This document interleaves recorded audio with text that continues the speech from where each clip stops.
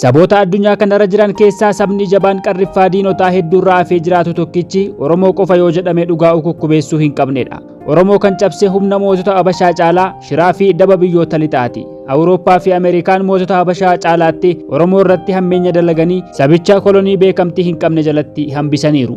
Galmee seenaa gaggaragalchine daba biyyoonni lixaa Oromoo irratti dalagan haa ilaallu.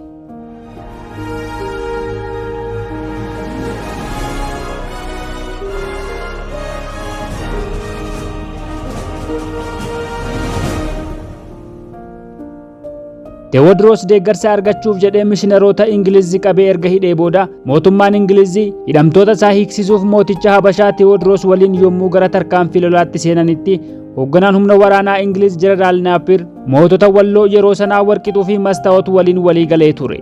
Waliigalteen kunis Teewodiroos Maqdallaa keessaa akka hin baane yakka hojjeteef akka itti gaafatamuu fi Oromoonni hidhamanii harka Teewodiroos jiran bilisaan akka gadhiifamanidha. Oromoonni walloo kan marsaa torbaaf Teewodiroosiin lolanii ijibbaachisan dhumarrattis da'annoo mootichaa kan Maqdallaa gubbaa jiru irratti lola geggeessanii reeffa hedduu walirra tuulan. Reeffa sana keessaa tokko kan Teewodiroos ta'uusaa lammiin Ingiliz Dr. Henry Blank kan Maqdallaa gubbaatti hidhamee ture barreesseera. Yeroo Teewodiroos loltoota walloodhaan ajjeefamu loltoonni Ingiliz bakka da'annoo mootichaa hin geenye ture. Erga Teewodiroos ajjeefamee booda bakkicha kan ga'e ajajaan waraanaa Ingiliz Roobert Naappier reeffa mootichaa haadha manaasaaf kennee awwaalchisee gara Ingilizitti deebi'uuf yommuu ka'utti dhugaa duraan beekuu fi oolmaa ilmaan walloo dagatee gantummaa raawwate. Nama lola sana keessatti hirmaannaa homaa hin qabne Waaqshuum Gobazee kan booda Teklee Goorgis lammaffaa jedhametti aangoo bulchiinsa Maqdallaa kenne. Lafti Maqdallaa kan ilmaan walloo ta'uu utuu beekuu mooticha gaaratti galchee ba'aa fi gara dhorkee dhumarratti kan galaafatee loltoota walloo ta'uu utuu beekuu haxxummaa siyaasaatiin gantummaa raawwate. Roobert Naappier yommuu gantummaa kana raawwatutti ilmaan walloo fi mootonni isaanii amantii Islaamaa waan hordofaniif loogummaa amantii raawwachuusaa akka ta'e qorattoonni seenaa hedduun barreessaniiru.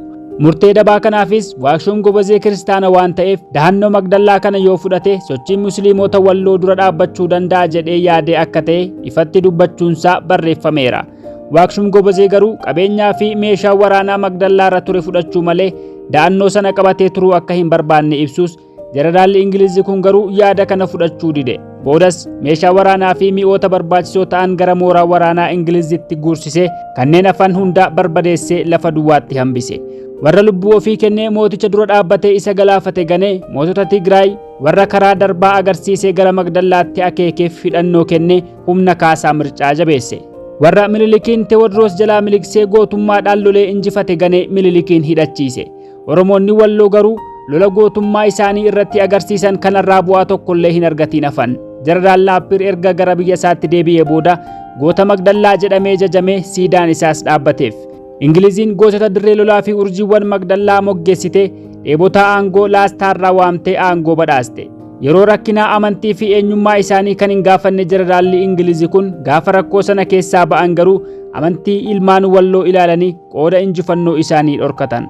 Mootonni walloo garuu kasaaraa malee bu'aa dhaban. Ta'us garuu gootummaadhaan lolanii diina isaanii galaafatanii haga har'aatti jiraataniiru.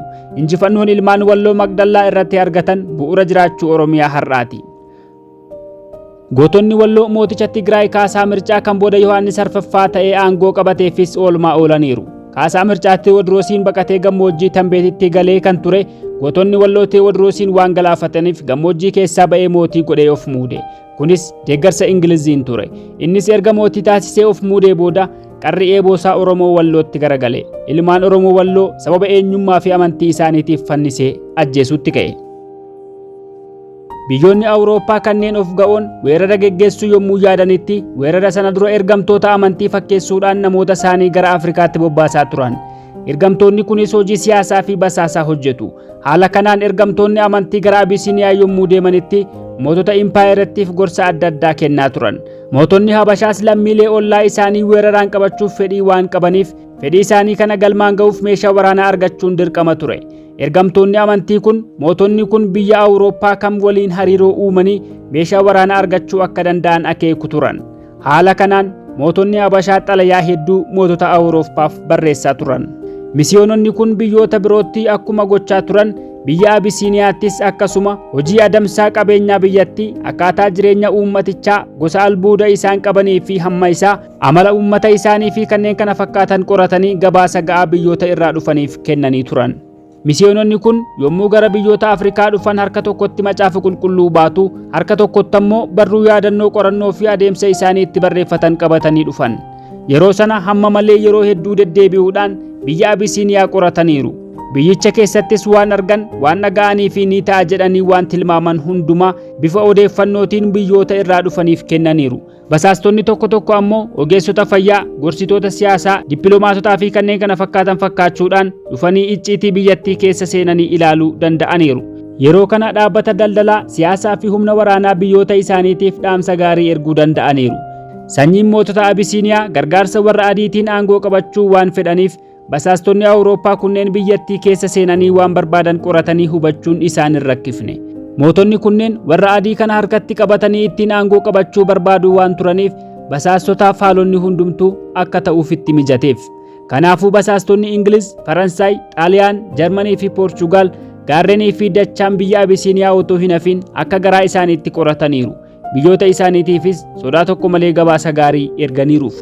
Biyyoonni Awurooppaa kunneen namoota hafuura bulchiinsaa qaban, loltuu, namoota waa'ee biyya itti ergaman sanaa hubannoo qaban waan erganiif namoonni ergamanii dhufan kun mootota Abisiiniyaa homaa tokko hin baranne sana akka salphaatti gowwoomsuu ni danda'u turan. Hojiiwwan gowwoomsoodhaan hojjetanis biyyoota isaaniitiif ni gabaasu. Yaadaa fi gorsa mootota biyya isaanii irraa argataniin gargaaramuudhaan abbootii qabeenyaa Abisiiniyaa fi aangawoota isaanii waliin dhimmoota tokko tokko irratti waadaa waliif mallatteessu. Yeroo kana warri Abisiiniyaa mallattoo sanaan gargaarsa kan argatan isaanitti fakkaate mallattootti seenu. Basaastonni sunneen garuu icciitii keessa seenanii baruuf miilla seensifachuuf jecha waadaa sana mallatteessu. Mallattoo sanarraa kan ka'e dhimma biyya isaanii keessa seenanii gargaarsa bulchiinsaa gochuuf gowwoomsaa kanaan karra saaqatu. Gaaddonni warra adii kun kaayyoo isaanii of duuba qabachuudhaan Abisiiniyaa keessatti walii galtee adda addaa mallatteessanii bulchiinsa isaanii keessa seenuudhaan icciitii isaanii yommuu qoratan mootonni Abisiiniyaa dheebuu aangoo qabaachuu malee kaayyoo biraa tokkollee kan hin qabne ta'uu isaanii irratti baranii turan. Wanti isaan yaachisu kan biraan hin turre. Hundi isaanii yommuu namoota Awurooppaa argatan isin mucaa kiristaanaati, anis akkasuma jaalala Kiristoosiif jedhee isinii wajjin walitti michoomuun barbaadaa jedhanii xalayaa barreessuudhaan hariiroo jaalalaa uummachuu ni barbaadu. Jaalalli isaan qabaachuu barbaadan garuu bifa amantii haa uffatuyyuu malee qabiyyeen isaa qawwee argachuudha. Kaayyoon hariiroo sanaa meeshaa waraanaa naaf kennaa, aangoon qabadhaa kan jedhudha. Dajjaash Nuguseen yeroo tokko yommuu Atsee Tewoodiroos mana hin jirretti carraa argate fayyadamuudhaan xalayaa gargaarsaa alatti ergata ture. Xalayoota inni dhoksaadhaan ergachaa ture keessaa tokko ani itti aanaa mooticha Tewoodiroos kanan ta'e biyya Hagara Salaam jedhamutti akkan moosifamuuf yoo na gargaartan, daldallii fi beekumsi Awurooppaa biyya kootti akka babal'attu yoo naaf gootan, anis isin amantoonni kiristaanummaa kaatolikii rakkoo tokko malee amantii keessan biyya koo keessa akka babal'ifattan nan godha. Galaana Diimaa cinaattis bakka buufata doonii, lafa buufata daldalaa ta'us Faransaayii fi Xaaliyaaniif nan kennaa jedhee ture. Aangoo qabachuuf qofa qabeenyaa fi dantaa biyyaa dabarsanii kennuun amala mootota Habashaati. Hordoftoonni fiwudaalizimootaa Abisiiniyaa aangoo qabachuuf Awurooppaanota yommuu kadhatan wanta isiniif hin goonuu jedhan tokkoyyuu hin qaban. Ekspertoota akkaataa itti fayyadama meeshaa waraanaa isaaniin barsiisan, shaqata adda addaa, gorsitootaa fi wantoota aangoo qabachuuf isaan gargaaru qofa irratti waan xiyyeeffataniif faayidaa fi tajaajila biyyattiin argachuu qabdu tokkumaayyuu itti yaadanii hin beekan. Lammiilee alaas faayidaa ofii barbaadan irraa argachuu qofaaf waan ijarra kaa'aniif beekumsa, itti gaafatamummaa, miiraa fi fedhii mataa isaanii argachuurra dheebuu biraa waan hin qabneef sababa kanaaf gargaarsa biyya alaa akka meeshaa waraanaatti itti fayyadamuudhaan saamtota alaatiif karaa galumsaa banuuf turan. Fedhiin sanyii mootota Abisiiniyaa kun adda adda ture. Fedhii isaanii wanti wal fakkeessu hundumti isaanii fira biyya alaatii qabaachuu, qabata fira isaaniitiin ammoo meeshaa waraanaa argachuudhaan aangoo qabachuu barbaaduu isaaniiti. Humna waraanaa fi meeshaa lolaatiin warra kaan caalanii gibira gabbarsiifachuudhaan mootii mootota Abisiiniyaa jedhamuun dheebuu hunduma isaaniiti. Fedhiin isaanii kunis dheebuu isaan mootummaa giddugaleessaa Abisiiniyaa ijaaruuf qaban irraa kan maddudha. Bara sanatti dorgommiin Awurooppaadhaaf fira qabaachuu fi Aangoo qabachuuf mootota Abisiiniyaa gidduutti ta'aa ture. Biyyoota Awurooppaa gidduuttis meeshaa barbaachisaa biyyoota kanaaf kennuudhaan daddafanii biyyattii qabachuuf wal dorgommii isaan gidduutti uumee ture. Awurooppaanonnis meeshaa waraanaa itti gurguratanii biyyattii to'annoo jala oolfachuu qofa osoo hin taane kaayyoo isaanii galmaan ga'achuuf dorgomtoota aangoo Abisiiniyaa keessaa jabaadha, ni danda'a, dandeettii gahaa qabaa jedhanii kan itti amanan cina dhaabbataa turan. Nama yeroon ol isa kaase ilaalanii itti siqatu. Meeshaa waraanaa fi gorsituu ni erguuf. Biyyi Awurooppaa biraan hariiroo isa waliin akka hin uumneef waan danda'an hundumaa ni taasisu. Kanas hamma inni yeroo itti lammii biyya alaa qunnamuu dhabuutti hojii itti baay'isanii boqonnaa dhoowwachuudhaan taasisu. Yeroo mootonni kaabaa kanneen akka Tigraay, Goojjam, Gondorii fi Manzee dorgommii aangoo keessa jiranitti biyyi Oromoo fi garri kibbaa atakaaroo kana keessa hin turre. Yeroo sanatti meeshaaleen gatii qaalii kan akka albuuda dheedhii gabaa kaabaa kanaaf kan dhiyaatan biyya Oromoo fi saboota kibbaa keessaa ture. Yeroo sanatti biyyoonni Awurooppaa ilaalcha isaanii jalatti mootii Habashaa humna jabeeffatee biyya Oromoo fi gara kibbaa qabatee qabeenya isaanii dhuunfatu tumsuu barbaadu. Mootii akkasii yeroo argatan akka meeshaatti itti fayyadamanii albuuda kibba Itoophiyaa fi biyya Oromootii gabaa Abisiiniyaa irratti dhiyaatu madda isaa wajjin to'achuuf dhoksaatti socho'aa turan. Hammina kana dhoksanii irra keessaan ammoo waan gargaarsa kennan of fakkeessu. Mootonni Awurooppaa sun mootummaa Abisiiniyaa ijaaranii to'annoo ofii isaanii jala galchuuf hamma sana yommuu qabsaa'an akka lafti Abisiiniyaa albuuda hin qabne garuu sirriitti ni beeku turan. Haa ta'u malee akka nooraa ce'umsaatti Abisiiniyaatti gargaaramuudhaan biyyoota har'a kibba Itoophiyaa jedhamanii fi biyya Oromoo to'annoo jala oolfachuuf yaalii gochuun isaanii sochiidhuma isaaniitiin kan mul'atedha. Awurooppaanonni dhimma biyya alaa irratti of eeggannoo guddaa godhu. Muuxannoo gaariis ni qabu. Warri Abisiiniyaa seenaa waggaa 3,000 qabna jedhanii of ajajan iyyuu malee dhugaan jiru garuu faallaa isa kanaati. Waggoota isaan ittiin dhaadatan kana keessaa gargaarsa argachuuf illee warra Awurooppaa haala gaariidhaan qunnamuuf hin dandeenye. Sababni isaa qaroominaa fi barumsarraa baay'ee fagoo waan turaniif rakkoon isaanii inni guddaan nama afaan isaaniif hiiku ture. Kanaaf ammuma beekan yommuu dhaamsa kadhaa gargaarsaaf gara Awurooppaatti ergatan warri Awurooppaa shaakala dhokataa fi istiraateejii mataasaa danda'e qindeeffachuudhaan Abisiiniyaa hoomaa hin beekne kana akka garbaatti fedha garaa isaanii hojjechiifataa turaniiru. Gocha isaanii hundumaa keessatti faayidaa biyya isaaniitiif dhufuuf jiru irratti xiyyeeffatu. Yommuu tarkaanfii tokko fuudhuuf jedhan dursa bu'aa argamu dhaabbatanii itti yaadu. Wanti fedhe haa dhufu, ergan du'ee booda wanti fedhe yoo ta'e maalan godhaa kan jedhu ilaalcha gowwummaa fi wallaalummaa Abisiinotaa ture. Awurooppaan garuu akkas hin turre. Mootonni Abisiiniyaa warra Awurooppaatiif waadaa baay'ee mallatteessaa oolu. Meeshaa waraanaa itti argatu taanaan waadaan isaan hin mallatteessine hin jiru. Meeshaa waraanaa kana yommuu of harkaan ga'atan waan lamaaf itti fayyadamu. Inni tokkoffaan meeshaawwan kanaan wal waraananii, inni tokko warra kaan to'annoo jala galchuudhaaf. Inni biraan ammoo saba akka diinaatti ilaalan Oromoo naannoo biyya isaaniitti dararuudha. Biyyi Oromoo akka kanatti humna Awurooppaanotaatiin weerara Habashaa jalatti kufte. Awurooppaanonni yeroo sana biyyoota Afrikaa kanneen albuuda qaban irratti xiyyeeffatanii waan turaniif biyyoonni olloota Oromiyaa ta'an kanneen akka Soomaaliyaa, Keeniyaa fi Sudaanis tooftaadhuma wal fakkaatuun kolonii Awurooppaa jalatti galan. Yeroon sun Afrikaa keessatti yeroo seena qabeessa. Meeshaa waraanaa biyya Awurooppaa irraa argame gargaaramuudhaan yeroo jalqabaatiif Oromiyaa kan weerare mootii biyya Manzii maqaan isaa Atsee Saayile Sillaasee jedhamu ture. Saayile Sillaaseen yommuu meeshaa waraanaa Awurooppaa irraa argate akka mootota Abisiiniyaa dursa biyyoota Abisiiniyaa afran Tigree, Goojjam, Gondorii fi Manzee to'annoo jala galfachuuf hin barbaanne. Biyyi Manzii gara kaabaati. Kanaaf Saayile Sillaaseen kallattii kibbaa fi kaaba dhiyaatti biyyoota ollaa weeraree qabachuu filate. Keessumatti Oromoo irratti xiyyeeffatee ka'e. Gochi kun bara 1840tti kan raawwate yommuu ta'u Faransaayii fi Ingilizitu qawwee ergeef. Mootichis yoo qawwee naaf ergitan biyya Oromoottan amantii kiristaanummaa babal'isaa jedhee waadaa isaaniif seenuudhaan meeshicha argachuu danda'e.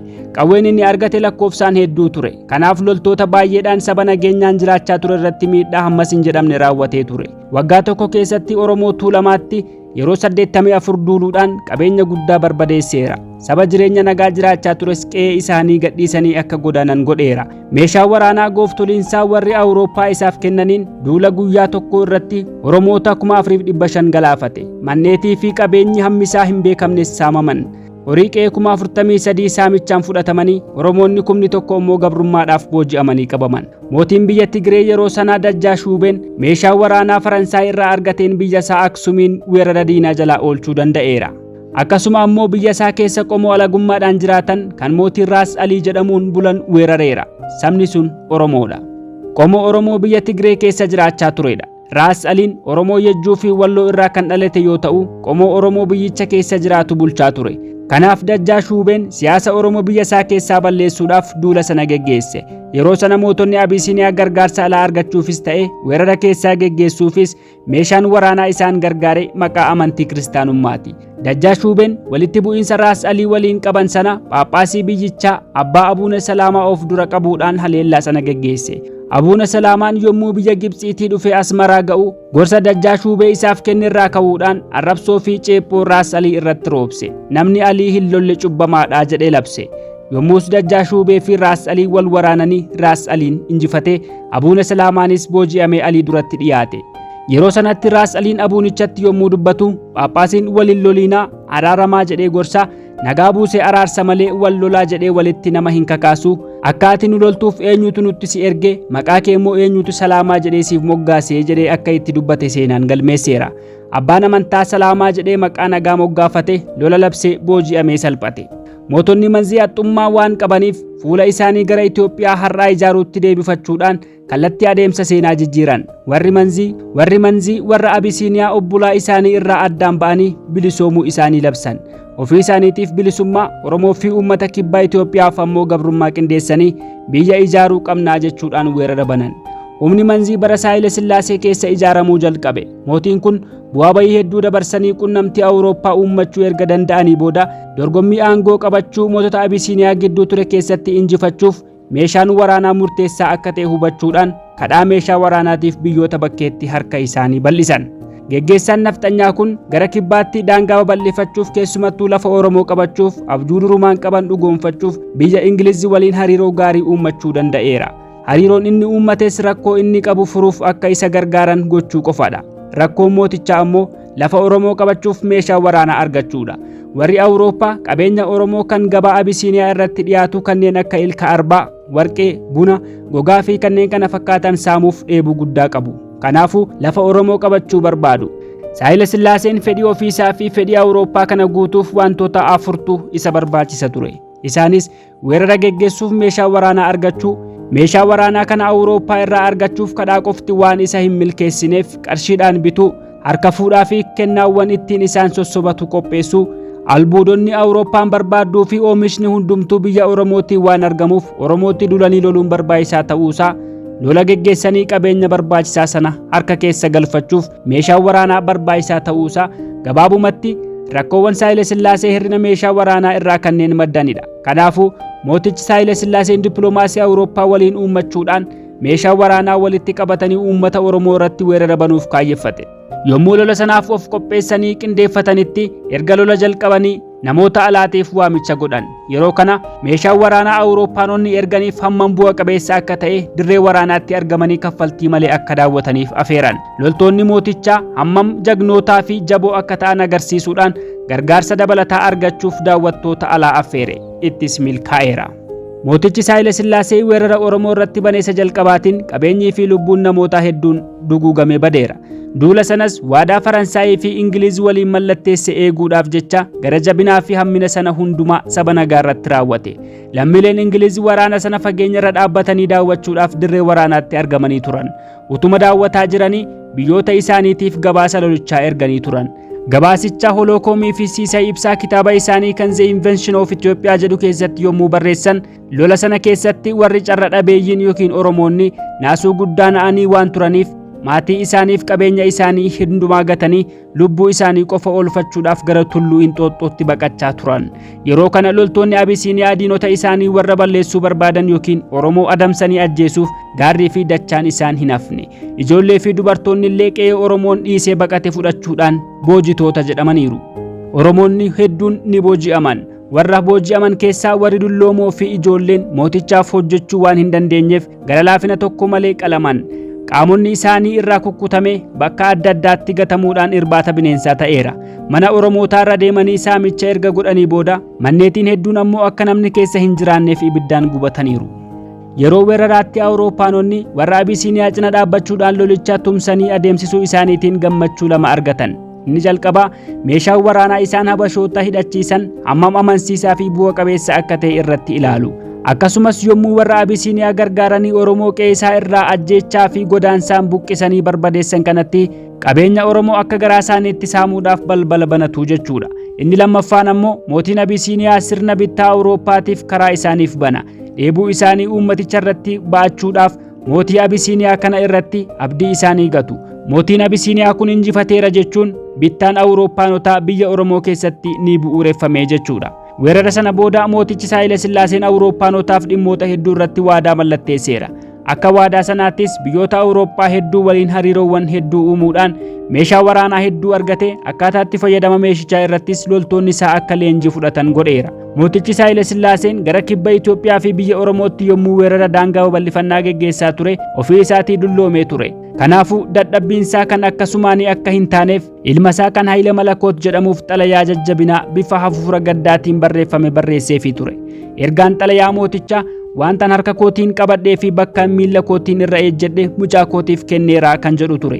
Kanaafuu erga mootichi du'ee awwaalamee booda xalayaan kun magaalaa Dabra Biraanetti bifa beeksisaatiin labsame ilmi isaanii Haayile Malakoot bakka abbaa isaatii moosifamee mootii ta'eera. Mootichi Haayile Malakoot mootummaa Manzii waggaa 7 bulche. Haa ta'uyyuu malee meeshaa waraanaa abbaan isaa Awurooppaadhaa argataa ture fayyadamuudhaan weerara abbaan isaa biyya Oromoo fi kibba Itoophiyaa irratti karoorfatee ture fiixaan baasuu hin dandeenye.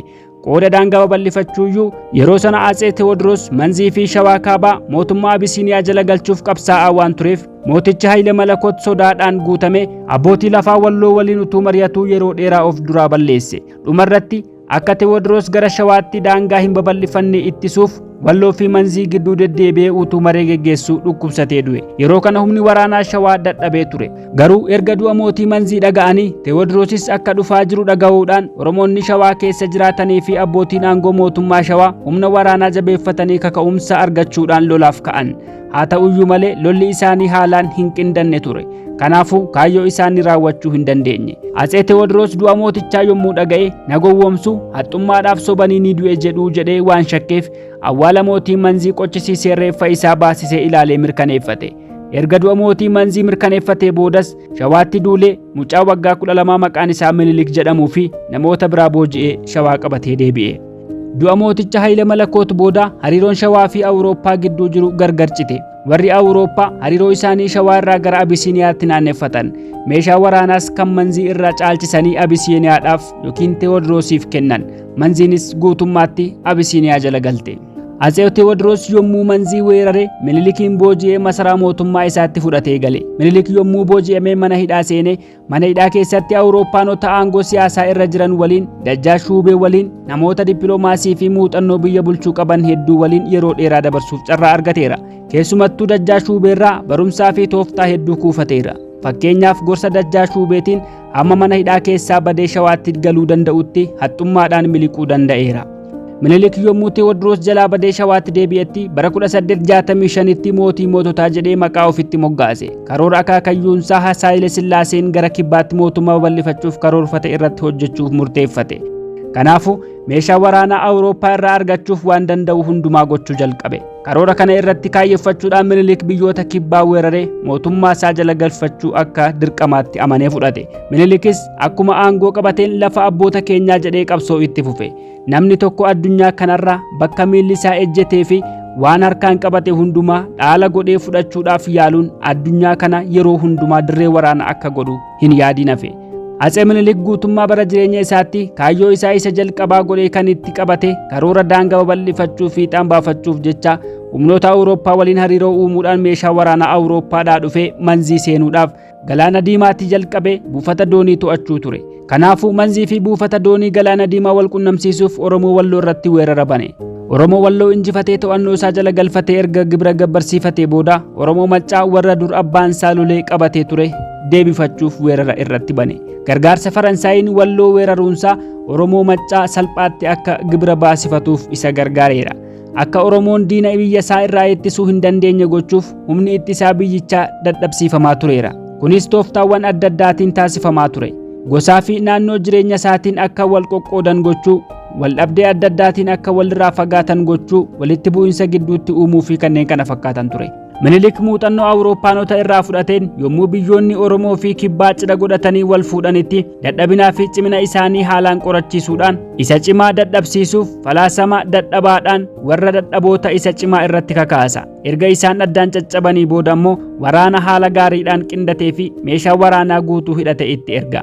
Akka kanatti weerara geggeesse hundumaatti milkoomina guutuu argachuu danda'e. Impaayera Itoophiyaa keessatti dhaabbanni tokkummaa Oromoo akka addaan caccabuu fi dadhabee harka Habashaa jala akka galuuf hojiin qindataan dhoksaadhaan hojjetamaa ture. Hojiin dhoksaa kun luboota mana amantaa Ortodoksii of dura buusuudhaan mootummaa fi bittaa Habashaa babal'isuuf ture. Kanaaf luboonni walditti amanticha babal'isuuf gara biyya Oromoo yommuu seenan gargaarsa adda addaa argataa turan. Yeroo Habashoonni maqaa amantiitiin Oromiyaa keessa bittinnaa'an kana akka weerartoota warra duraa qawwee hin baatan waan ta'eef uummanni hamma tokko fudhateera. Oolee bulee garuu yommuu Habashoonni sun olaantummaa qomoo isaanii agarsiisuudhaan Oromoo biyya isaa keessatti qomoo gadaanaatti lakkaa'anii hacuucuu jalqabanitti uummanni ergamtoota amantichaa fi amanticha walumaa galatti balaaleffachuu jalqabe. Abbootiin amantii sun yommuu lafa Oromoo saamanitti mana amantaatiif yommuu lafa fudhatanillee amanticha saba sanatti hin lallabne. Siyaasa Habashootaa cinaa dhaabbatanii gabroonfannaa isaanii mirkaneeffatan. Tooftaa kanas misiyoonota Awurooppaa biyyoota Afrikaa keessa raabsamaa turan irraa baratan. Kanarraa ka'uudhaan durumayyuu lafa barbaacha malee dhimma amantiif kan hin dhufne ta'uu isaanii hubatee sabichi mul'inatti isaanii mormuu jalqabe. Keessumattuu Oromoonni ol of qabuu fi of tuulummaa qeessota Habashaa arguu irraan kan ka'e amantii isaanii irraa hamma malee fagaataniiru. Sababa kanaatti Oromoonni hedduun amantii Islaamaa hordofuu filatan. Haalli mijataan inni jalqabaa Minilik gara Kibbaatti daangaa babal'ifachuu isaatiin albuuda dheedhii hedduu saamee gabaa Awurooppaatiif yommuu dhiyeessu fedhii Awurooppaanotaa guuteeraa jechuudha. Ofii isaatis ammoo dinagdeedhaan saffisaan guddatee meeshaa waraanaa akka garaa isaatti hamma fedhe bitee galfachuu danda'eera. Gargaarsa guddaas Awurooppaadhaa argachuu danda'eera jechuudha.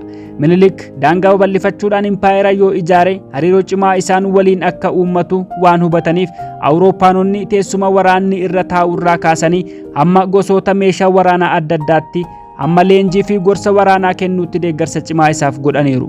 Deeggarsi akkasii kun ammoo sablammii meeshaa waraanaa hin qabne kan lolaafis of hin qopheessine weeraranii saamuudhaan gibira baasisuuf loltoota Minilikiif hojii baay'ee salphiseef karaas ni baneef.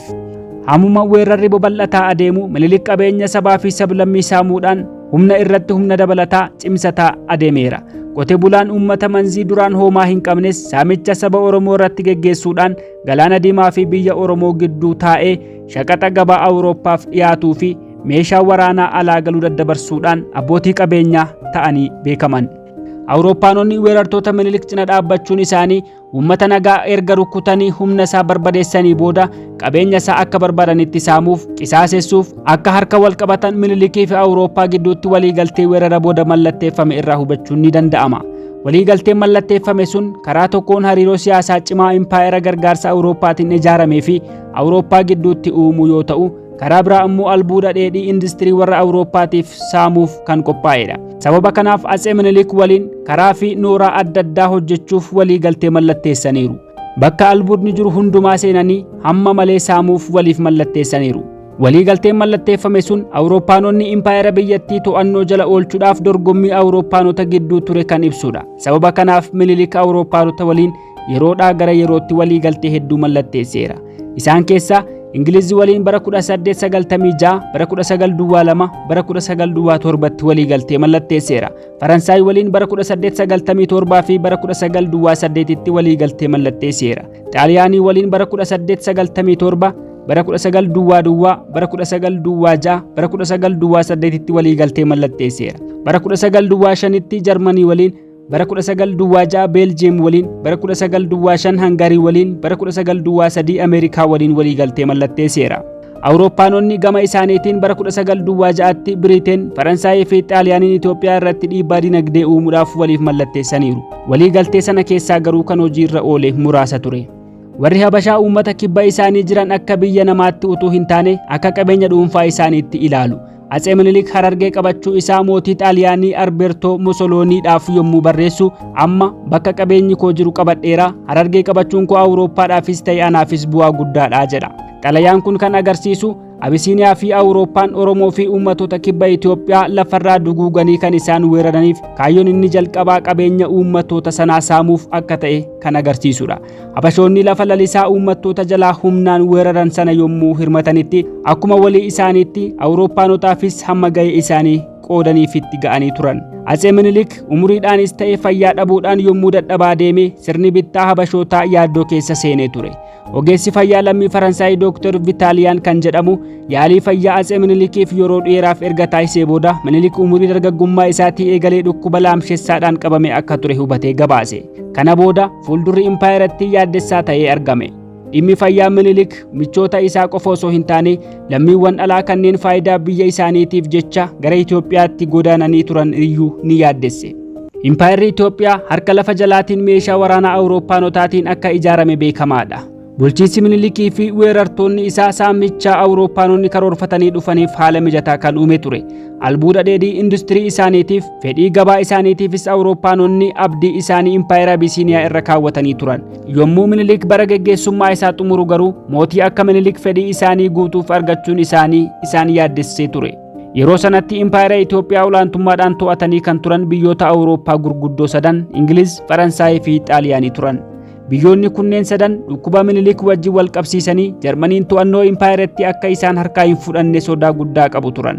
Yeroo sana Jarman biyyoota kanneen sadaniin kaapitaalizimiidhaan ittiin dorgomaa turte. Jarman dhukkuba Minilik booda mootii Abisiiniyaa qabatu michoonfatte baha Afrikaatti humna waraanaa ijaaruudhaan geggeessitoota biyyoota sadaniif hin mijanne akka hin moosifneef faayidaa biyyoota isaanii giddu galeessa godhachuudhaan marii dheeraa gochaa turan. Bara mootummaa Minilik booda impaayerri naga qabeessi itti fufee hin jiraatu yoo ta'e qabeenyii fi humni isaan biyyattii irratti dhangalaasan kan akkasumaanii duraa ta'a. Kanaafuu biyyoonni Awurooppaa sadan fiigicha guddaa godhaniiru. Kaayyoon fiigicha isaanii inni guddaan impaayeratti meeshaa waraanaa isaaniitiin ijaarsisan sanaaf geggeessaa cimaa fedhii isaanii guutuuf moosifachuu ture. Impaayera naga qabeessa qabatanii turuuf aangoon siyaasaa biyyattii karaa nagaa mootii haaraatti kennamuu qaba ture. Rakkoon guddaan isaan mudate Minilik ilma teessoo isaa dhaaluu dhabuu isaati. Sababa kanaaf biyyoonni Awurooppaa sadan akka Minilik nama mootummicha geggeessuu muudee beeksisuuf dhiibbaa garaagaraa irratti geggeessaa turan. Minilikis haalli fayyaa isaatii caalchise yaaddessaa waan deemeef bara 1929tti nama itti fufee mootummicha geggeessuu beeksise. Liji Iyyaasuun muudamee utuu hin turin Habashoonni gungummii irratti kaasan. Amantii fi eenyummaa isaatiin moggeessanii aangoo irraa kaasuuf tooftaa fi humna qaban hunda fayyadaman. Haayile Sillaaseen shira itti xaxee Iyyaasuu galaafatee aangoo dhuunfate. Warri Abisiiniyaa biyya handhuura kiristaanaa jedhanii waaman keessatti kolonummaa isaanii akka garaatti geggeeffachuu yommuu dadhaban Awurooppaanota waliin ta'uudhaan Finfinnee dirree waraana siyaasaatti jijjiiran. Iyyaasuun cunqursaa Habashoonni hordoftoota amantii Musliimaa irratti geggeessaa turan duukaa bu'ee ani kiristaanaa sanyiin koos akkasuma isin kiristaana waan taataniif amantii keenyaaf lollaa na gargaaraa Musliimni biyya koo narraa fudhachuuf jedhaa hin jenne. Lammiilee hundumaa ija tokkoon ilaaluu jalqabe. Aangoo siyaasaas dhimma amantiitiif ittiin fayyadamne. Geggeessaa biyyattis kallattii bilisummaa irra qajeelchee ture. Sirni bulchiinsa Iyyaasuu Habashootaa fi Awurooppaanota haala wal fakkaatuun huba. Olaantummaa siyaasaa isaan impaayeratti irratti qaban ni miidha. Akkasumas sirni gabroonfannaa ni dhaabbata. Saamicha geggeessuuf haala mijataa hin argatanii dinagdeen isaan jal'inaan gabbifataa turanis duraa miidhama. Kanaafuu haala wal fakkaatuun kaayyoo wal fakkaatuuf dhaabbachuudhaan Awurooppaa fi Abisiiniyaan Iyyaasuudhaan mormuuf waltumsan. Karaa biraa ammoo bara sana keessa waraanni addunyaa tokkoffaan jalqabee waan tureef imaammata Iyyaasuutiif qilleensi mijataan hin turre. Imaammata Iyyaasuu isa haaraa sanaan mormuuf Abisiiniyoota waliin kanneen hiriiran biyyoota Allied Force jedhaman kanneen Jarmanii qabachuuf duulaa turanidha. Iyyaasuun ammoo imaammata isaa akka gargaaraniif Jarmanii, Turkii fi Hangarii michuu isaa godhatee dhiyeeffate. Kun ammoo dheekkamsa mormii Faransaay, Ingiliz, Xaaliyaanii fi Ameerikaa isa irratti finiinse. Kanaaf lola biyyoolessaa fi lola dippiloomaasiitu Iyyaasuu irratti baname. Faransaay, Ingilizii fi Xaaliyaan impaayerri Itoophiyaa bifa duraan bulaa turteen lammiilee kaan cunqursaa akka jiraattuuf Iyyaasuu gaafatanii turan. Iyyaasuun garuu ni dide. Sababa kanaaf Haayile Sillaaseen abbootiin aangoo Shawaa Iyyaasuun lammiilee Itoophiyaa sirrii hin ta'in waliin utuu xalayaa walii barreessuu waan arganiif akka inni aangoo irraa bu'u murteessan jedhee oduu sobaa biyya keessaa fi alatti tamsaase. Awurooppaa fi Habashoonni waliin ta'uudhaan Iyyaasuu aangoo irraa buusuudhaaf fonqolcha mootummaa irratti geggeessan. Fonqolcha kanas namicha dheebuu aangootiin yeroo dheeraa gubachaa ture Tafarii Mokonnontu qindeesse. Fonqolchi Tafariidhaaf carraa gaarii uumeef oduu sobaa hedduu uumuudhaan Iyyaasuu maqaa balleessuu jalqabe. Oduu namummaa Iyyaasuu xureessuu Finfinneedhaa kaasanii guutummaa impaayirattii keessatti odeessuu jalqaban. Namoota akka Iyyaasuun aangoo irraa bu'u gochuuf bakka ijoo qabatanii jiran hundumatti oduu sobaa jibbisiisaa kan nama suukkanneessu uumanii maqaa Iyyaasuu ittiin balleessuudhaan dhageessisuu jalqaban. Duulli oduu sobaa Iyyaasuu irratti baname kun kutaa lama qaba ture. Inni jalqabaa dippiloomaasii Iyyaasuun biyyoota bakkee waliin qabu kan ilaallatu ture. Iyyaasuun Jarmanii fi Turkii waliin hariiroo uumuudhaan faayidaa biyyoota lamaanii impaayera Itoophiyaa keessatti mirkaneessuuf walii galtee godheeraa jedhanii Awurooppaanota impaayericha ijaaruuf Minilikiin gargaaraa turanitti odeessu. Kun ammoo biyyoota sana Iyyaasuu irratti kakaasuu danda'eera. Biyya keessatti ammoo Iyyaasuun dubartoota hedduu waliin kan ejju kan oo'a malee nama ajjeesu akka ta'e bal'inaan odeessu turan. Fonqolchi sobaan ijaarame kun hammina Haile Sillaaseen uume akka ta'e gaazexaan Ifoyitaa jedhamu kan adoolessa yookiin hagayya 1985 ba'e irratti ibsamee ture. Haile Sillaaseen erga daba hedduu hojjetee aangoo qabatee booda biyyoota weeraraan qabaman saamsisee fedhii daldaltoota alaa guutuuf baajataa saamichaaf oolu guddisee ramade. Karaan konkolaataa guutummaa biyyoota weeraraan qabamanii keessa naanna'a. Albuurnii fi qabeenyi weeraramtootaa hamma malee saamamee gara Finfinneetti fe'ama. Haile Sillaaseen iyyuu ofii isaatii aangoo qabatee yeroo muraasa keessatti daldalaa warqee kan dorgomaa hin qabne ta'ee argame. Warqee biyya Oromootiin fal'aana, kophee, waancaa fi meeshaalee mana keessaa kanneen kana fakkaatan hojjechiisifatu. Kana malees gabaa alaatti dhiyeessuudhaan qarshii isaa baankii Siwiizitti kuufata. Guutummaa addunyaa irrattis beekamtii guddaa argate. Qabeenya Haile Sillaasee yeroo sanaa maarkii Jarmanii biiliyoona 20 yookiin doolaara biiliyoona 15 akka ta'e saaxilamee ture. Mootichi qabeenya uummattoota weeraraan qabamanii hamma malee saamee gara akkaawuntii dhuunfaa isaatti garagalchuudhaan hamma kana sooromee ture. Mootichi waggaatti warqee kiiloogiraama 500 yookiin kumtaala 5 baankii Siwiizitti ergee akkaawuntii dhuunfaa isaa irratti guuttachaa ture. Baankichi waggoota muraasa booda mankuusaan warqii waan itti dhiphateef kana caalaa warqee nutti hin fidin jedhee mootichatti akka dhaame gaazexaan Jarmanii kan GO jedhamu saaxilee ture. Biyyoonni Awurooppaa michoota Itoophiyaa turan sadan Ingiliz, Faransaay fi Xaaliyaaniin bulchiinsi Haile Sillaasee fedhii isaanii akka guutuu danda'u yommuu itti amanan mootii biyyattii guddicha jechuudhaan maqaa kabajaa fi gonfoo kennaniiruuf. Akka impaayirattiin hin ciccinneef gargaarsa guddaa gochuufis waadaa seenanii walii galtee mallatteessaa turan. Jechoonni waadaa isaanis Itoophiyaan weerartoota alaa itti dhufan ofirraa ittistee nageenya ishee kabajattee jiraachuu akka dandeessuuf rasaasa hamma barbaachisu guutummaatti ni kenninaaf kan jedhu ture. Inni warri Awurooppaa dhimma nageenya biyyattii jedhan waanjoo gabrummaa sirni mootummaa Minilik saggoo weeraramtootaa irra kaa'ee fincilaan akka ofirraa hin buufneef gargaarsa humnaa fi meeshaa waraanaa gochuudha. Impaayirattii meeshaa waraanaa isaaniitiin waan ijaarsisaniif mirga dhala namaa utuu hin taane waa'ee albuuda dheedhii saamuu qofa yaadu turan. Atse Haile Sillaaseen dippiloomaasii, teeknooloojii fi industirii Awurooppaanota waliin jabeeffachuun isaa impaayirattii guutummaatti to'achuuf isa gargaareera. Sababni isaa Awurooppaanonni fedhii daldalaa isaanii guuttachuuf jecha Haile Sillaaseedhaaf harka mirgaa ta'an. Biyyattii keessaa aangoo qabachuuf Haile Sillaaseedhaan kanneen dorgoman yoo jiraatan iyyuu mootichi deeggarsa alaa argatutti hirkachuudhaan kaayyoo isaatti milkaa'e. Morkattoonni isaas mataa buusanii jiraachuudhaaf dirqisiifaman. Erga biyyattiin tasgabbooftee booda hariiroo biyyoota alaa waliin qabduun kiyyeeffamuu dandeessii jechuudhaan mootummichi sodaatee ture. Jalqaba yommuu Minilik biyyoota kibba Abisiiniyaa weeraraan qabatee eegaltee Ingiliz impaayirattii to'achuuf fedhii guddaa qabdi turte. Biyyoota olloota Itoophiyaa ta'an yommuu weeraraan qabatte Ingiliz Itoophiyaas qabachuudhaaf fedhii haa qabaattu iyyuu malee Faransaay fi Xaaliyaaniin sodaattee dhiifte. Dhiisuufis ni dirqisiifamte. Xaaliyaanii fi Faransaayis impaayera Itoophiyaa kan dhuunfaa isaanii godhachuuf utuma fedhanii walii isaanii sodaachuudhaan milkaa'uu dadhaban. Biyyoonni kunneen ofirratti wal sodaachuudhaan Itoophiyaa weeraruuf karaa dhaban. Kanaaf biyyattiin bilisummaadhaan hafuuf karaa argatte. Bilisummaan sun garuu bilisummaa alaabaa ofii isaanii fannisuu qofa ture. Bilisummaa fedhiidhaan of gurguruu irra waan caalu miti. Yeroo sana keessa guddina dinagdeetiin sadarkaa hundumaa gararraa qabatanii kan turan biyyoota Awurooppaa kanneen sadan turan Ingiliz, Faransaay fi Xaaliyaanii. Isaan kunneen biyya kamiin iyyuu sodaatanii kolonii isaanii ala akka jiraatuuf eeyyamanii hin beekan. Waliin morkiin gidduu isaanii ture humnoota addunyaa kanaa guutummaatti addaan qoqqoodee of jalatti gurmeessee ture. Kanaafuu kolonummaa jalaa miliquun Itoophiyaa koloneeffattoonni biyyattii waan sodaataniif yookaan humna waan dhabaniif osoo hin taane biyyattii qabachuuf walii isaanii sodaachuu qofa ture. Maaliyyuu haa ta'u malee Itoophiyaan akka biyya bilisummaa qabdu tokkootti miseensa tokkummaa biyyoota addunyaa League of Nations ta'uu dandeesseetti. Erga Itoophiyaan miseensa taatee waggaa 6 turtee booda haalli addunyaatti jijjiiramuu jalqabe. Fedhiin biyyoonni gurguddoon addunyaa koloneeffatanii to'achuuf qaban dabalaa dhufe. Walumaa galatti kolonummaa ilaalchisee bara 1876 eegalee hamma xumura jaarraa 20ffaatti biyyoonni humna qabeeyyiin 6 biyyoota bal'inni isaanii kiiloomeetira iskeerii miiliyoona 16,500 weeraraan qabachuu danda'aniiru. Bal'inni biyyoota isaan koloneeffatanii garuu walqixa miti.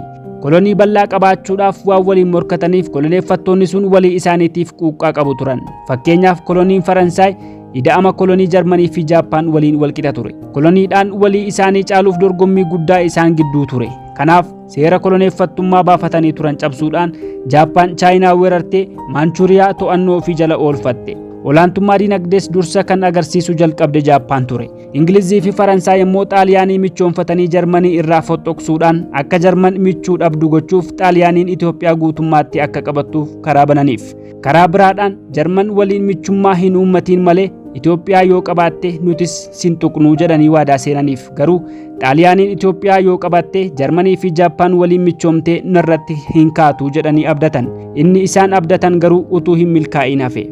Mootichi Itoophiyaa kan sanyii Solomoon jedhamu kan leenca injifatu jedhamaa ture Haayile Sillaaseen Itoophiyaa ammayyeessuuf tattaaffii garaagara hin cinne gochaa ture. Seeraa fi heera mootummaa isaa biyyoota alaa kanneen michummaa isaa qaban irraa garagalfataa ture. Heerrii fi seerri sun garuu biyyoota siyaasaa fi dinagdeedhaan baay'ee guddatan irraa waan fudhatameef sadarkaa guddina impaayera Itoophiyaa karaa hundumaatiin iyyuu kan ilaalcha keessa galchee yookiin kan madaale hin turre. Seerichi Habashaan waggaa 3,000 mootummaa dhaabbattee of bulchaa kan turte ta'uu ishee ifatti kan calaqqisiisudha. Seerichi jireenya uummata biyyattii irratti utuu hin xiyyeeffatiin hojjetame. Garuu utuu hojiirra hin oolchiin hafe jijjiirama biyyattii irratti fiduuf waadaa seenes dhugoomsuu hin dandeenye. Haayile Sillaaseen hamminaan aangoo qabachuu fi lola keessatti biyya dhiisee baqachuudhaan seenaa Itoophiyaa keessatti nama jalqabaa ta'e. Xaaliyaaniin yommuu Itoophiyaa weerarte bulchiinsa karaa dhoksaadhaan Awurooppaanonni impaayeratti bulchaa turan ni jijjiirte.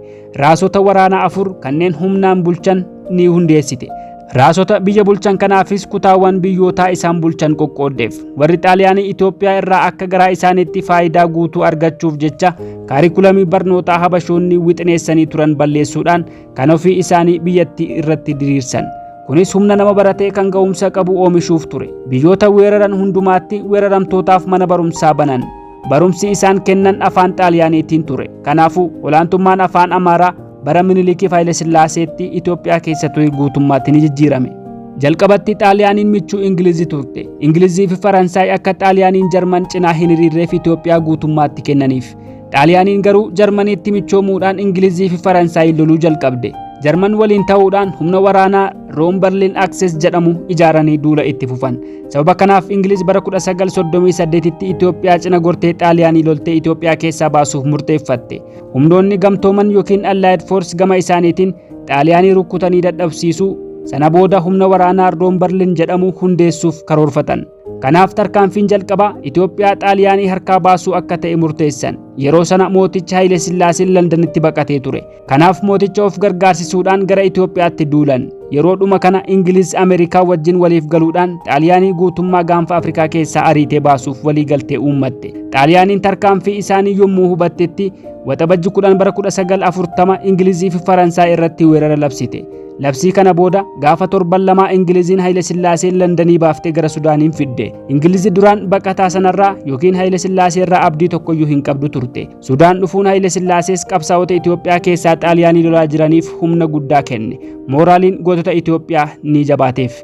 Ingiliziin bilisummaa Itoophiyaatiif waan quuqamtu of fakkeessuudhaan waldhabdee Xaaliyaanii wajjin qabdu hundumaa waraanaan furuuf murteeffatte. Kanaaf gargaarsa Ameerikaatiin Xaaliyaanota Itoophiyaa keessa jiran kallattii hundumaatiin yeroo gabaabaa keessatti itti marsite. Loltoota ishees karaa dhihaa, karaa bahaa fi karaa kibbaatiin lolatti bobbaafte. Akkasitti Xaaliyaanonni karaa ba'anii galan dhaban. Xaaliyaanonni weerara Ingiliziin yeroo gabaabaa keessatti isaanirra dhangalaafte dura dhaabbachuu hin dandeenye. Kanaaf jeneraaloonni ishee yeroodhaa gara yerootti harka kennachuu jalqaban. Injifannoo sana booda warri Ingiliz Itoophiyaa keessatti bakka Xaaliyaanotaa bu'an. Ingiliz bara 1941tti Xaaliyaanii injifattee guutummaatti Itoophiyaa keessaa erga baaftee booda akka fedha isaaniitti impaayera Itoophiyaa sirreessanii qabachuu barbaadan.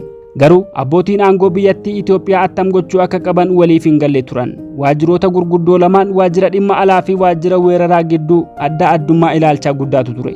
Adda addummaan kunis sirna kaapitaalizimii biyyattii keessatti hundeessuuf jecha hariiroon Ingilizii fi Itoophiyaa attam ta'uu qaba kan jedhu irratti ture. Ministeerri dhimma alaa akka Itoophiyaan bilisummaa ishee duraanii gonfattu, aangoonis akka Haile Sillaaseef kennamu, Haile Sillaaseen immoo harka Ingilizii jalaan akka biyya bulchu barbaada. Ministeerri waajjira weeraraa ammoo Itoophiyaan giddu gala weerara Ingilizii akka taatu barbaada ture. Istiraateejiin isaa kun Capital Strategy Monopoly jedhama. Bara sana Ingiliz guutummaa addunyaa kanaa keessatti ciminaan tokkoffaadha, akka Ameerikaa har'aa jechuudha. Ingiliz gaanfa Afrikaa irraa kolonii bal'aa qabdi turte. Xaaliyaaniin Itoophiyaa yommuu qabattetti Ingiliz shakkii tokko qabdi ture. Xaaliyaaniin laga Abbayyaa yoo hiite biyyoonni akka Sudaanii fi Gibxii kufaatii dinagdee keessa seenuu jettee sodaatte. Sababa kanaaf Xaaliyaanii loltee Itoophiyaa keessaa baasuu fi Itoophiyaa to'annoo jala oolfachuuf fedhii Ingiliz isa olaanaa ta'e. Ingiliz akkuma Xaaliyaanii Itoophiyaa keessaa baafteen Haile Sillaasee magaalaa Finfinneetti deebifte. Garuu aangoo fi guutummaan jireenya isaatii to'annoo Ingiliz jala ture. Haile Sillaaseen Finfinneetti deebi'ee aangoo erga qabatee torban tokko booda haala qindateen biyya bulchuuf kaabinee miseensa nama 7 qabu muude. Akkasumas Shawaa akka bulchuuf nama tokkoof aangoo kenne. Yeroo kana ajajaan humna waraanaa Ingiliz Birgaader Luushii kan jedhamu Haile Sillaaseen muudama kennuuf aboo kan hin qabne akka ta'e itti hime. Haile Sillaaseenis abboommii Ingiliz raawwachuu malee ofii isaatii aboo tokkoyyuu kan hin qabne ta'uusaa itti hime. Kana irratti Haile Sillaaseen naasuu guddaa keessa seene. Yeroo sana Haile Sillaaseen maqaadhumaaf bulchiinsa irra taa'a malee dhimma bulchiinsaa keessaa qooda homaa hin qabu ture. Ingilizoonnis koloneeffattummaadhaan Itoophiyaa qabachuu jalqaban. Ingilizoonni akka garaa isaaniitti Itoophiyaa keessatti waan fedhan hojjetu turan. Waraanni Ingiliz dhaabbatawwan Xaaliyaanotaa akka fedhetti oliif gadi deemee saamaa ture. Buufatawwan raadiyoo Xaaliyaanonni hundeessan guutummaatti to'atan. Qarshiin Ingiliz gaanfa Afrikaa irratti akka ittiin bitanii gurguraniif hojjettee turte shilingii jedhama. Itoophiyaan shilingiitti akka fayyadamtu Ingilizoonni ni murteessan. Qarshiin daldala irraa argamus baankii Londanitti galii ta'a. Haala kanaan akkaataa hin beekamneen Itoophiyaan Xaaliyaanii harkaa baatee kolonii Ingilizii jala seente. Ingiliziin Itoophiyaa gallakkiftee ba'uu hin barbaanne. Sababni isaa dandeettii bulchiinsa Haile Sillaaseetti waan hin amanneef loltoonni Ingilizii biyyattii keessaa yoo ba'an Xaaliyaaniin deebitee qabachuu dandeessii jedhamee sodaatama ture. Akkasumas jeequmsi biyyattii keessatti ka'uu danda'a jedhanii sodaatanii turan. Boodarra garuu Haile Sillaasee aangoo irratti jabeessan. Itoophiyaan kolonii Xaaliyaanii irraa walaba baatee erga bilisoomtee waggaa 2 booda Ameerikaa waliin kallattiidhaan hariiroo uummachuu itti fufte. Barri isaa bara 1943 ture. Ameerikaan Itoophiyaa wajjin wal baruuf gartuu dippiloomaasii ergite. Sana booda dhimma guddina dinagdee biyyattii irratti deeggarsa adda addaa gochuu eegalte. Akka Ameerikaan Itoophiyaa waliin michummaa uummattuuf wantoota hawwatan keessaa tokko buufata waraanaa kan Qaanyaw Xaabiyaa jedhamudha. Buufatichi Eertiraatti ijaaramee jira. Yeroo sana eegalee hariiroon Itoophiyaa fi Ameerikaa hamma waggaa 10tti jabaatee itti fufe. Gaafa waggaa 10ffaa ammoo waadaadhaan mallatteeffame. Barri mallattoo sanaa bara 1953 ture. Waadaan mallatteeffame sun waggoota 24f ciminaan kan hojjechaa ture yoo ta'u, bara 1977tti lola Somaalee irratti walii galuu dadhabuudhaan waadaa sana Dergiin cabse. Baroota hariiroo Itoophiyaa waliin uummatte sanatti Ameerikaan dorgommii olaantummaa siyaasaa fi dinagdee Raashiyaa waliin geggeessaa turte. Kanaaf gaanfa Afrikaa to'attee dorgommii isheetiif humna argachuuf jecha Haile Sillaasee ofitti michoonfattee turte. Ameerikaan faayidaa dhuunfaa isheetiif jecha bara 1951 hanga bara 1976 gidduutti gargaarsa maallaqaa guddaa Itoophiyaadhaaf taasifteetti. Doolaara miliyoona 350 ol kan ta'u dinagdee Itoophiyaa tumsuuf gargaarsa kenniteetti. Doolaara miliyoona 270 ammoo gargaarsa humna waraanaa Itoophiyaatiif gumaachite. Walumaa galatti doolaara miliyoona 729 kan ta'u gargaarsa kenniteetti. Ameerikaan yeroo dhuma sanayyuu biyya dimokiraasii dagaagsaa jirtu turte. Haa ta'uyyuu malee biyya mootonni ishee waa'ee dimokiraasii dhimma hin qabneef deeggarsa hammasii yommuu kennitu, gargaarsi kun fedhii dhuunfaa isheetii biyyattii irratti guuttachuuf akka ta'e haala gaariidhaan mul'isa. Haala kanaan gabroonfattoota gara jabeeyyii cina hiriiruudhaan sirna bittaa Habashaa akka jabaatu goote, imimmaan dhiigaa fi lubbuun hiyyeessota akka malee akka dhangala'u gootee jirti. Bara 1945tti Ameerikaan mooticha Haile Sillaasee fi ministeera ishee kan maqaan isaa Roosevelt jedhamu Gibxiitti wal arganii akka waliin mari'ataniif waltajjii qopheessitee turte. Walgahii sana booda hariiroon Ameerikaa fi Itoophiyaa jabaatee itti fufe. Walgahii sana irratti haasawaa ogeessi siyaasaa Spencer jedhamu taasiseen ministeerichi Ameerikaa biyya kamiiniyyuu caalaa Itoophiyaatti michoomuuf fedhii guddaadhaan guutame. Ameerikaan bulchitoota nafxanyaa ofitti qabuutti xiyyeeffatte. Sababni isaa Itoophiyaan olaantummaa Ameerikaa fudhachuun ishee biyyoonni kanneen biroon Ameerikaatti akka bulan gochuuf gargaarsa guddaa godhaaf. Ameerikaanis michummaa Itoophiyaa ciminaan qabachuudhaan dhaabbata tokkummaa Afrikaa hundeessuudhaan ga'ee guddaa taphatte. Itoophiyaan gama isheetiin fedhii Ameerikaan naannoo gaanfa Afrikaa fi baha giddu galeessaatti qabdu guutuufiif fedhii qabaachuu ishee mirkaneessiteef. Kanarraa kan ka'e dippiloomaasiin biyyoota lamaan gidduu ture jabaachaa deeme. Dippiloomaasiin cimaa dhufe kunis Eertiraa harka Itoophiyaa jala galchuuf qooda guddaa taphateera.